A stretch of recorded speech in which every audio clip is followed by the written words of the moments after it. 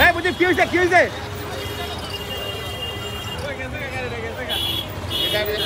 কি হয়েছে ধরো ধরে ধরো আরিফ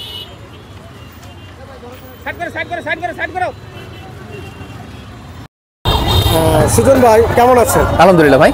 আমি জানি আমরা একজন মানবতা ফেরি হলো একজন, তো সেই সুবাদে আজকে একটা মানবতা কাজ করে ফেলছেন, এটা কিভাবে আপনার সামনে পড়লো একটু বলুন। আচ্ছা, প্রথমত সবার উপরে মানুষ সত্য, তাহার উপরে নাই।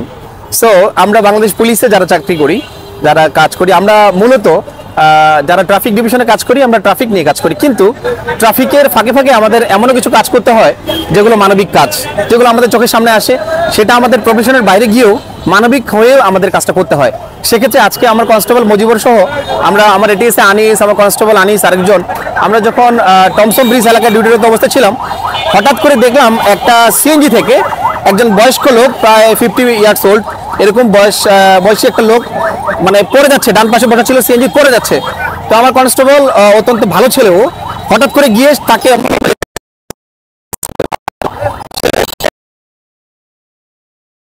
ধরে সিএনজিটাকে টানে নিয়ে একবার সাইড করছে। দেন আমি তার ওখানে পৌঁছাই, যে তারপরে তাকে রেস্কিউ করে তাকে শুয়ায়ে তার মাথা যাতে করে প্রেশারের কারণে যাতে করে হাই প্রেশার বা ব্লাড প্রেশার হাই না হয়, তা এই জন্য তাকে বসিয়ে রেখে তার মাথায় পানি দেওয়া হয় অনেকক্ষণ।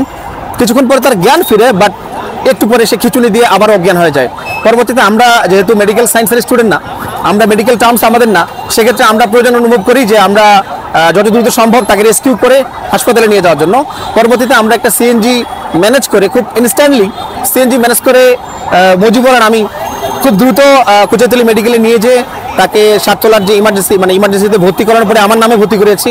ভর্তি করার পরে তাকে সেখানে রেস্কিউ করে ডাক্তারদেরকে বুঝিয়ে দিয়ে কোথায় হ্যাঁ তার ফ্যামিলিকে, এটা খুবই চ্যালেঞ্জিং ছিল যে তার কাছ থেকে তার নাম ঠিকানা কিছু উদ্ধার করা যাচ্ছিল না, কেননা সে অজ্ঞান অবস্থায় ছিল, জিভা বের হয়েছিল। অনেকক্ষণ ডাক্তারি ট্রিটমেন্টের পর তাকে আমরা সুস্থ অবস্থায় নিয়ে আসতে পেরে তার ফ্যামিলির মোবাইল নাম্বার উদ্ধার করে তার বউকে, তার ওয়াইফকে আমরা কল করে আসতে বলেছি।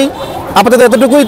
মাশাআল্লাহ আমরা একটা ভালো কাজ করতে পেরেছি, এইভাবে ভালো লাগছে যে রাস্তায় ও মানুষটা যদি পড়ে যেতে পারতো বা পড়ে যেত, হয়তো সে মারা যেতে পারতো, আল্লাহ না করুক। যাক, আমাদের মাধ্যমে একটা মানুষ বাড়ছে, কেনাকাটা বাড়ছে, সেক্ষেত্রে চোরের পরিমাণ বেড়ে যাচ্ছে। আপনারা সবাই, আমরা বাংলাদেশ পুলিশ আপনাদের পাশে আছি, কিন্তু আপনাদের জন্য মেসেজ হচ্ছে আপনারা সবাই সচেতন থাকবেন, সাবধান থাকবেন, নিরাপদে থাকবেন, যাতে করে আপনাদের বিশেষ করে মূল্যবান আপনি পার্টস বলতে পারেন, পার্টস, মোবাইল বা গায়ে যদি কোনো স্বর্ণালঙ্কার থাকে, সেটাও আপাতত মনে করছি আমি না নিয়ে আসাটাই অনুরোধ করবো আপনাদেরকে। কেনাকাটা অবশ্যই করবেন, কেনাকাটা করবেন, কিন্তু সাবধানে করবেন, নিরাপদে করবেন। যদি কোনো ধরনের পুলিশ, আর যদি আপনি আরো সহজভাবে কল দিতে চান, তাহলে 999 কল করবেন। 999 কল করতে কোনো ধরনের টাকা পয়সা লাগে না। সো ধন্যবাদ।